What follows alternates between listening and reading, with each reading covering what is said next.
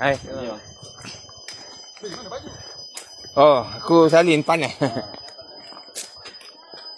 So, saya sekarang berada di trek Gunung Santubong. Berada di trek Gunung Santubong. Dan apa yang menarik di sini, plastik tidak dibenarkan. Plastik. Awal-awal plastik. Tidak dibenarkan plastik. No plastik. 1 Januari. Susahkan orang plastik.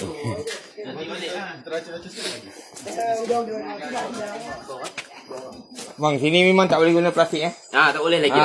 Bahaya Kalau ni. lepas ni, kalau guna plastik kita akan rampas lah. Betul. Nak kena beritahu budak-budak sekolah ni. Betul.